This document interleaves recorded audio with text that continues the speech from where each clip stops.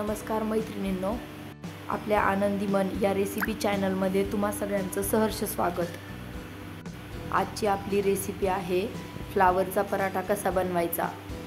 नाश्त्यासाठी अगदी झटपट होणारा हा पराठा आहे आणि खायलाही खूप टेस्टी लागतो।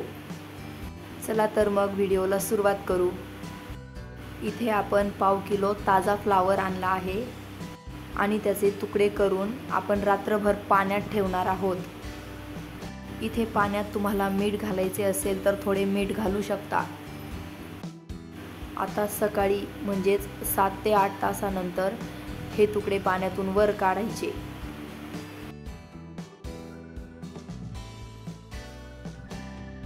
रात्रभर फ्लावर पाण्यात ठेवल्याने छान कडक झालेला आहे। आता हे फ्लावरचे तुकडे आपण पुन्हा एकदा स्वच्छ पाण्याने धुवून घेणार आहोत। बघा अशा पद्धतीने।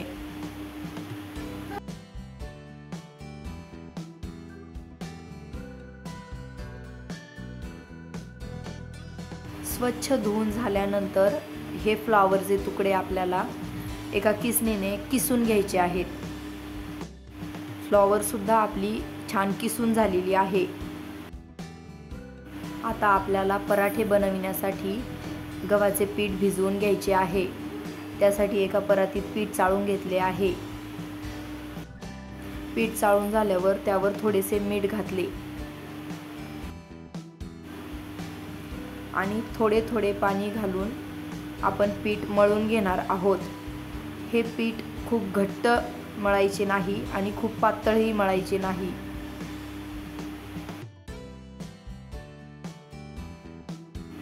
अगदी रोजच्या चपाती बनवण्यासाठी भिजवतो तसे भिजवून घ्यायचे।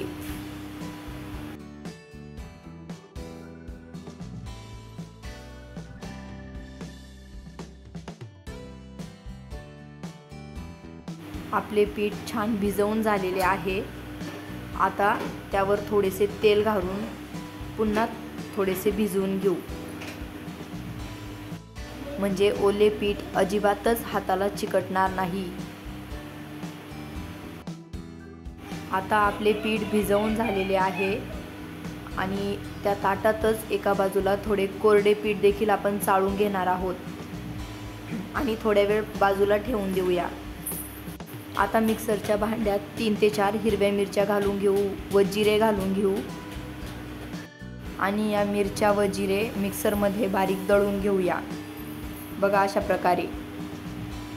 आता पुढील स्टेप। आता किसून घेतलेला जो फ्लावर आहे तो दोन्ही हाताच्या सहाय्याने घेऊन पूर्णपणे पिळून घ्या, म्हणजे त्यातील पूर्ण पाणी काढून टाका, म्हणजे आपल्या पराठ्याला अजिबात पाणी सुटणार नाही आणि मोडणार देखील नाही। अशा प्रकारे सर्व फ्लावर मधील पाणी पूर्णपणे पिळून काढा। आता फ्लावर हाताने एका ताटात पूर्णपणे मोकळा करून घेऊ।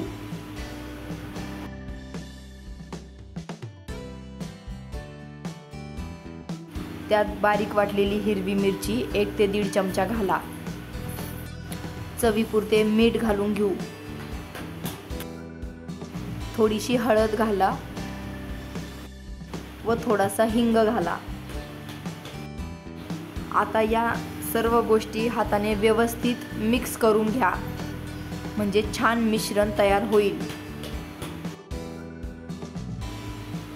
आपलं पराठ्यासाठीचं मिश्रण तयार आहे। आता आपण पराठा बनवायला घेऊ। त्यासाठी तवा गरम होण्यासाठी ठेवूया। आपलं पीठ देखील छान भिजलेलं आहे। आता पिठाचा एक छोटा गोळा घेऊन पोळपाटवर छान मळून घ्या। हा गोळा लाटण्याच्या सहाय्याने दोन्ही बाजूनी थोडा लांबवा, म्हणजे त्याची वाटी बनवायला आपल्याला सोपं जाईल। आता या वाटीमध्ये फ्लावरचं सारण भरून घ्या। जेवढं शक्य होईल तेवढं दाबून तुम्ही त्यात सारण भरू शकता। सारण भरून झाल्यावर दोन्ही अंगठ्यांनी थोडा दाब देऊन या वाटीच्या ज्या कडा आहेत त्या आपण हलक्याशा हाताने जवळ आणून घेऊया। असं करत करत त्या कडा एकत्र आल्या की आपल्या जी वाटी आहे तिचा आकार आपोआप बंद होऊन जाईल। इथे थोडेसे उरलेले पीठ काढून टाकू आणि जी वरची बाजू तयार झाली आहे ती पुन्हा हाताने दाबून टाकूया। बघा, अशा प्रकारे हाताने देखील सर्व बाजू आपण छान गोल फिरून फिरून व्यवस्थित सेट करून घेऊ। आता या गोळ्याला आपण कोरडे पीठ लावून घेऊ व पराठा लाटण्यास सुरुवात करून घेऊया। एकदम हलक्या हाताने त्यावर लाटणे फिरवत राहा, तो आपोआप लांब होत राहील आणि लाटताना सर्व बाजूंनी एकसारखा लाटा, म्हणजे कुठलीही बाजू त्याची जाड राहणार नाही आणि सर्व बाजूंनी पराठा एकसारखा लाटला जाईल। पराठा लाटण्यासाठी आपल्याला थोडा वेळ लागतो आणि तो वेळ लागू द्या, कारण अतिघाई केली तर आपल्या लाटण्याला तो पराठा चिकटतो आणि सर्व सारण बाहेर येते आणि या पराठ्याला गरज पडेल तसं कोरडं पीठही लावत जा।